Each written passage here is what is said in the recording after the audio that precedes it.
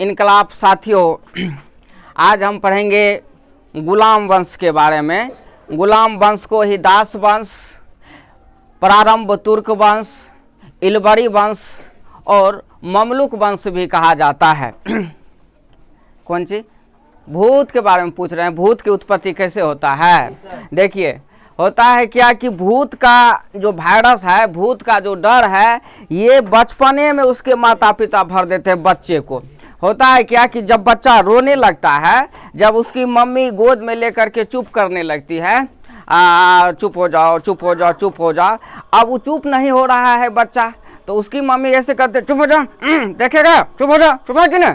तो उसको लगता है चुप हो जाओ, नहीं चुपेगा, भूत को पकड़ा देंगे, भूत से वहां पकड़ा देंगे। अब वो बच्चा को लगता है कि वास्तव में भूत है, वो डर के मारे बेचारा एकदम से आंख बंद कर लेता है, सो जाता है। जब कभी रात में उठता है 3 बजे को, 2 बजे को, तो एकदम ऐसे चिल्लाते, मम्मी रे मम्मी, वहां देखो भूत है, वहां देखो भूत है। तो वास्तव में हम कह सकते हैं कि भूत नाम की कोई चीज नहीं है। अगर हम और बढ़िया से कहे तो भूत जो है एक डर का दूसरा रूप है। समझ गए बात? भूत क्या है? डर का एक दूसरा रूप है। आइए हम लोग चलते हैं दिल्ली सल्तनत का जो वंश है, गुलाम वंश के बारे में। आइए, कौन वंश? गुलाम वंश। कौन? गुलाम वंश को हम लोग दास वंश भी कहेंगे, इसी को हम लोग इलबरी वंश भी कहते हैं। कौन वंश कहते हैं? इलबरी। इसी को हम लोग ममलुक वंश, इसी को हम लोग ममलुक वंश कहते हैं। इसका जो संस्थापक था कुतुबुद्दीन ऐबक। इसका संस्थापक कौन था? कुतुबुद्दीन ऐबक। किसका संस्थापक? गुलाम वंश का कह लो, दास वंश का कह लो, इलबरी वंश का कह लो और ममलुक वंश का कह लो। सब वंश संस्थापक कौन है? कुतुबुद्दीन ऐबक। कुतुबुद्दीन संस्थापक कौन है? कुतुबुद्दीन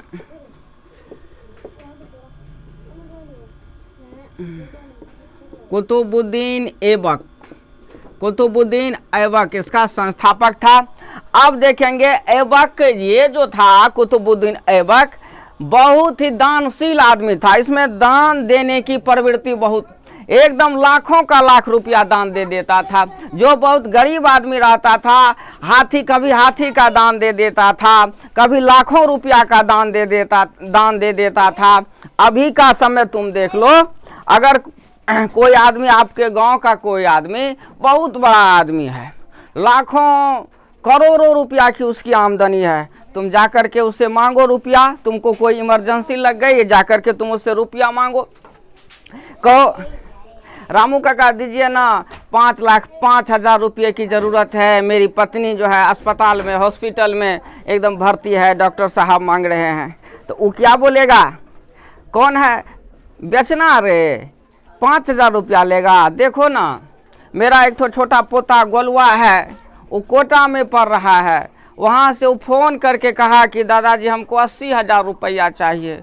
किसी तरह से हम 75,000 रुपया की 75,000 रुपया की व्यवस्था किए हैं, 5,000 रुपया की कमी है, अगर तुमको बेचना है तो दे दो हमको 5,000 रुपया, हम पोता को भेजेंगे। तो आज की प्रवृत्ति ऐसी। लेकिन ये जो था कुतुबुद्दीन ऐबक, लाखों का दान दे देते थे, कभी हाथी दे देते थे, और साथ ही साथ ये अपने दरबार में विद्वान को भी रखते थे। ये स्वयं कुरान को एकदम मीठी स्वर में पढ़ते थे, एकदम लगता था कि कोई एकदम लयबद्ध तरीके से कुरान को पढ़ रहा है। तो आइए इसके बारे में हम थोड़ा सा देख लेते हैं। तो लिख लिए कुतुबुद्दीन ऐबक के बारे में। गुलाम वंश का संस्थापक कौन था? कुतुबुद्दीन ऐबक। अब ऐबक का अर्थ क्या होता है? ऐबक, ऐबक का अर्थ चंद्रमा का देवता, मतलब देखने में भी बहुत भोली सूरत वाला था, देखने में भी बहुत अच्छा। तो जैसा नाम वैसा काम। को ऐबक का अर्थ होता है चंद्रमा का देवता। क्या? चंद्रमा का देवता। आ गई बात समझ में? गुलाम वंश का संस्थापक ऐबक का अर्थ क्या होता है? चंद्रमा का देवता। आइए अब ऐबक का जो राज्याभिषेक हुआ, क्या? राज्याभिषेक। इसका जो राज्याभिषेक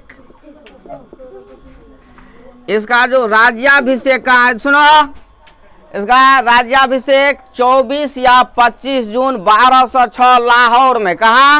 लाहौर में 24 या 25 जून 1206 को कहाँ हुआ था? लाहौर में। अच्छा, ये जो था अपनी राजधानी लाहौर को ही बनाया। राजधानी किसको बनाया? लाहौर को। इसलिए कुतुबुद्दीन ऐबक को दिल्ली सल्तनत का वास्तविक संस्थापक नहीं कहा जाता है। तो हाँ, नहीं लिया जाता है 24 या 25 जून 1206। समझे बात को? अब देखो राजधानी, इन्होंने राजधानी जो है किसको बनाया? लाहौर को ही बनाया। किसको बनाया? लाहौर को ही बनाया।